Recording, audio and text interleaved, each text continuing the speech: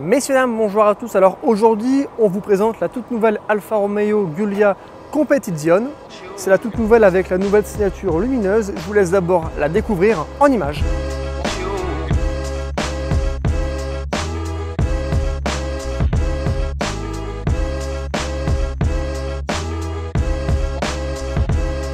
Alors parlons un peu histoire, la marque a vu le jour en 1900, elle a été créée par Alexandre Darac près de Paris en France. Alors au début elle ne s'appelait pas comme ça, mais elle s'appelait Automobile Darac. Elle a fait faillite ensuite en 1909, elle a été reprise en 1910 par un Italien, Nicola Romeo. Il a ensuite changé de nom pour le renommer Alfa Romeo, Alfa pour Société Anonyme de Construction Automobile et Romeo par rapport à son nom de famille. Comment parler d'Alfa Romeo sans parler du logo qui est emblématique et inchangé depuis 1910? Alors celui-ci représente l'emblème de Milan mais également de la famille des Visconti qui dirigeaient la ville de Milan lors de l'époque médiévale. Ce logo que nous connaissons tous a une petite particularité parce qu'on peut y apercevoir un serpent en train de dévorer un enfant. Alors la légende raconte qu'un descendant des Visconti aurait tué un serpent en train de dévorer un enfant à main nue. Cette histoire est tout simplement fausse, elle a été inventée de toutes pièces par Ottone Visconti qui, en revenant de croisades perdant, a imaginé ça de toutes pièces pour en revenir vainqueur et que le peuple ait une bonne image de lui. Et c'est devenu par la suite la légende de Milan. J'en ai fini avec l'histoire du véhicule, maintenant on va parler un petit peu de ce qu'on a juste ici. On va commencer avec les optiques. Parce qu'on a des nouveaux feux, c'est inspiré du nouveau Tonale. Et vous avez les feux en goutte d'eau.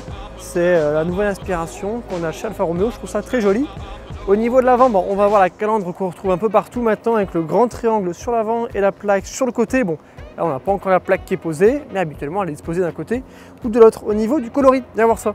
C'est un coloris qui est extrêmement beau. Alors c'est assez particulier, c'est un mélange entre un blanc, mat, nacré, je ne sais pas vraiment comment le décrire. Mais ça donne envie de le toucher, c'est très doux au toucher, on peut le dire. Au niveau des jantes, on a des jantes qui sont très propres et on a également du nettoyant, du brillant pneu sur le contour. Ce qui fait qu'elle ressort assez bien. Alors elles ont un peu la forme d'un trèfle à 5 feuilles, je ne sais pas ce que vous en pensez. Ici on a l'inscription Competizione parce qu'on est sur une Alfa Romeo Giulia Competizione, qui est une des finitions les plus élevées qu'on a maintenant chez la marque. Au niveau du toit, on a un toit noir avec un toit ouvrant sur l'avant et panoramique sur l'arrière. Ça c'est pas mal.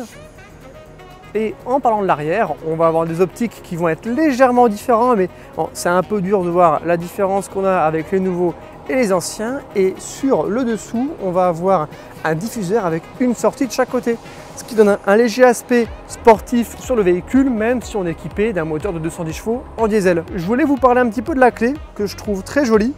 Et on a cette petite option, si on appuie 2 fois dessus, on a le coffre qui s'ouvre. Donc c'est pratique pour l'ouvrir à distance et on a un coffre qui est extrêmement profond. Je ne sais pas si on va se rendre compte de la profondeur, mais en mettant mon bras dans le fond, j'arrive à peine à toucher. On a un petit double fond, mais par contre, il n'y a aucune place en dessous. C'est présent pour dire de l'être. En tout cas, le coffre, pas mal de place, c'est assez pratique. Au niveau de l'intérieur de cette Giulia, on est assez bien équipé. Alors déjà, le démarrage se fait au niveau du volant et on a un super beau volant avec des surpiqûres rouges. Sur la gauche, on va avoir tout ce qui est réglage par rapport à la conduite semi-autonome, donc elle va suivre la ligne blanche toute seule, réaccélérer et freiner. On va avoir un compteur avec 3 modes différents. En appuyant sur le bouton ici, on peut choisir ce qu'on veut voir tout simplement. Au niveau de la console centrale, on va avoir quelque chose de très beau avec des matériaux nobles qui sont super sympas au toucher. Et pareil, des surpiqûres rouges au niveau du levier, mais également ici sur le tableau de bord. Ici, on va avoir un écran qui est tactile, mais on peut également le gérer avec le pad qu'on a juste là. Et là, on a la sélection grossièrement des modes de conduite, si on veut plus sportivement ou non. Au niveau des sièges, on a des sièges qui sont entièrement en cuir. Alors, ils sont percés, mais pas ventilés. Et ici, on a de quoi avancer ou reculer manuellement si jamais on est grand. Et pour bouger tous les réglages du siège, c'est électrique et sur le côté. Tu peux montrer également au niveau du son, on a quelque chose qui est vraiment pas mal parce qu'on est équipé d'un système Harman Kardon qui permet d'avoir une très bonne sonorité. Alors comme je l'ai dit tout à l'heure, ici on a un trou ouvrant et à l'arrière un toit vitré. Ça s'ouvre directement ici et le Vélum également est électrique. Donc ici je ferme le Vélum et ici j'ouvre le toit. Au niveau de l'arrière, on va avoir pas mal de place également parce que c'est une 4 portes, 5 places, donc c'est vraiment pas mal de quoi monter à plusieurs. Alors celui qui sera au milieu sera un petit peu étriqué, mais on peut monter à plusieurs dedans. quel est le prix de cette nouvelle Alfa Giulia? Alors, prix de départ 55 000 €, mais un modèle comme celui-ci, il faut tabler sur 60 000. Achèterais-tu ce véhicule avec ce budget-là? Pense à me le dire en commentaire. En tout cas, moi, je t'invite à t'abonner, mettre un like et du coup, mettre ta réponse en commentaire. Je te dis à la semaine prochaine et bonne fin de journée.